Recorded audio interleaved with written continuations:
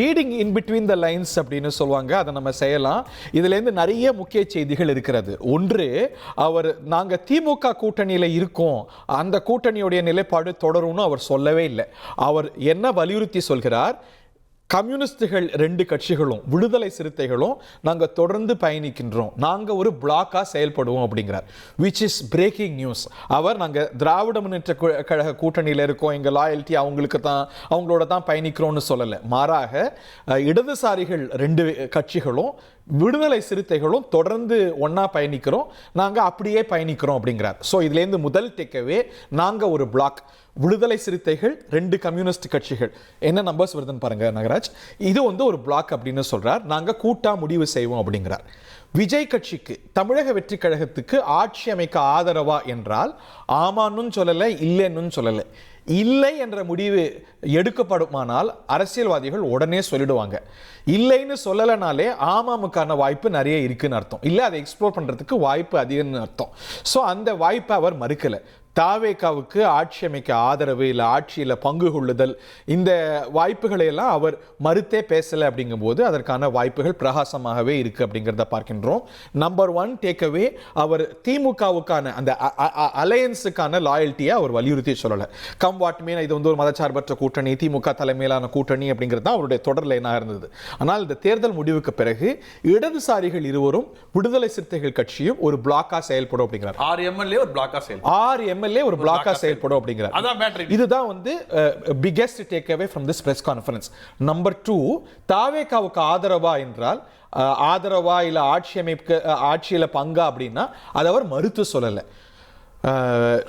they can even walk outல அன்னைக்கு walk out பண்ணலாம், இல்ல வெளியில இருந்து ஆதரவு கொடுக்கலாம், எல்லா வாய்ப்பும் அமைச்சரவையில பங்கு கொள்ளலாம். இன்னும் சொல்ல போனா இந்த இப்ப இதோட ஹிஸ்டரி பார்த்தோம்னா, இடதுசாரிகள் விடுதலை சிறுத்தைகள் கட்சி எல்லாம் மக்கள் நல கூட்டணியா இருக்கும்போது ஆட்சியில பங்கு வேணும், கூட்டணி ஆட்சி அப்படிங்கறத கோஷமாகவே 2016 வைத்து வச்சாங்க. விடுதலை சிறுத்தைகளை பொறுத்த வரைக்கும் பாத்தீங்கன்னா ஆட்சியில பங்கு, அதிகாரத்துல பங்கு அப்படிங்கிறது அவங்க கொள்கை நிலைப்பாடாகவே இருக்கிறது. சோ அதற்கான சூழல் உண்மையிலேயே தமிழ்நாட்டு அரசியல்ல உருவாகி இருக்கிறது. அப்படிங்கும்போது they will explore the possibility. of course அது அழைப்பு, தாவேகா எப்படி அழைக்குது, எப்படி அவங்கள டீல் பண்ணுது, சோ எல்லா காட்சியும் ஒரு பிரஸ் கான்ஃபரன்ஸ்ல அவங்க போட்டுற மாட்டாங்க. மொத்தமா என்ன பண்ணிட்டாரு, keeping options open, we are not with DMK ன்றதை டைரக்டா இன்டைரக்டா சொல்லிட்டாரு. இது கிட்டத்தட்ட எங்க loyalty is not with DMK anymore அப்படிங்கிறது தான் இதுல இருந்து நம்ம புரிதலா இருக்கு. திரு நந்தகுமார் அவர்களும் நம்மோடு இணைந்திருக்கிறார். is that your understanding too? Correct Hari, இதுதான் நான் காலையில கூட உங்ககிட்ட பேசும்போது சொல்லியிருந்தேன். எனி பார்ட்டி இது எப்படி சொல்லுவாங்கன்னா, politics is an art of possibilities. So அந்த மாதிரி அவங்க யோசிக்கிறாங்க. அதோட இப்போ அவர் சொல்றதுல இந்த நாங்க ஒரு பிளாக் அப்படின்னா 6 எம்எல்ஏ, அப்ப இன்னைக்கு காங்கிரஸ் தான் பிரதானமா 5ஓட இருக்குது, அடுத்தது பாமக இருக்குது 4. அப்ப இந்த இடத்துல இவங்க 3 பேரும் 2-2னாக்கா they will become a minor party. அப்ப அவங்க என்ன பண்றாங்கன்னா, யுனைட்டிங் டுகெதர். அப்ப காங்கிரஸை விட இங்க அவங்க பலமா வர்ற அளவுக்கு ஒரு ஸ்டேட்டஸை கொண்டு வர்றாங்க. So this block will be most preferred block for forming கவர்மெண்ட்ங்கிறது ஒரு ஸ்ட்ராட்டஜிக்கலா this is a very good strategy by Thiruma அண்ணன் and CP communist and communist. But in hindsight அவர் வருத்தப்படுவார்ல, காட்டு மன்னார் கோவில்ல நம்ம போட்டிட்டு இருக்கலாமோ அப்படின்னு அவருக்கு எண்ணம் தோன்றும் தானே. அது இன்னைக்கு அவர் ஒருவேளை அவர் போட்டிட்டு வெற்றி பெற்றிருந்தால் இன்னைக்கு அவர் ஒரு துணை முதலமைச்சர் வாய்ப்பு கூட பெற்றிருக்க அரசியல் சூழல் உருவாகி இருக்கலாம்.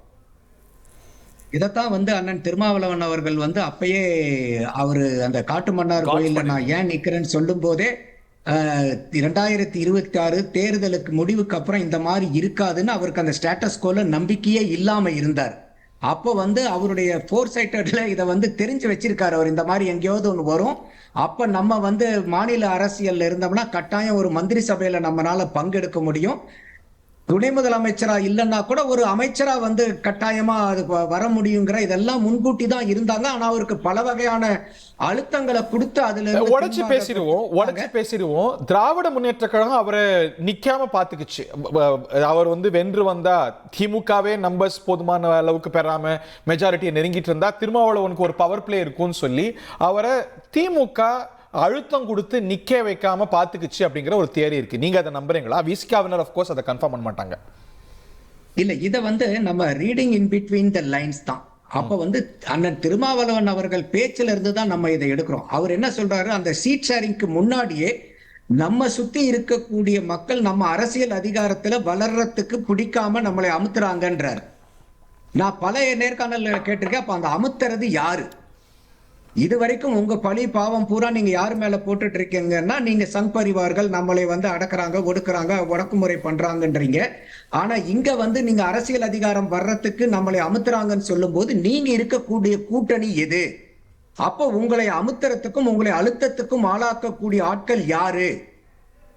அப்போ இது வந்து அண்ணன் சொல்லக்கூடிய வார்த்தையில இருந்து தான் So, நம்ம interpret நீங்க பண்ணி- புரிஞ்சுக்கிறீங்க திராவிட முன்னேற்ற கழகம் தான் அப்படின்னு.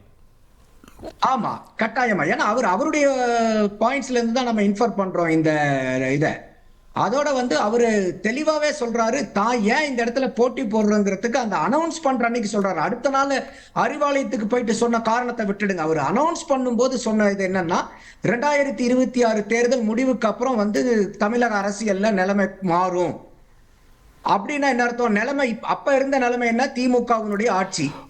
பட் இந்த நிலைமை இருக்காது, மாறும்னா ஆட்சி நிலைமை இழக்கும், ஆட்சி மாற்றம் வருங்கிற- நிலைமை மாறிடுச்சு. நீங்க சொன்னது போல அவங்க ஒரு பிளாக்கா செயல்படுறாங்க. அது நல்ல ஸ்ட்ராட்டஜிக் மூவ். ரெண்டை விட தனித்தனியா 6 பலமான நம்பர் அப்படின்னு. சோ இவங்க ஒரு பிளாக்கா செயல்பட போறாங்க, முடிவுகளை கூட்டா எடுக்க போறாங்க அப்படிங்கறத பார்க்கிறோம்.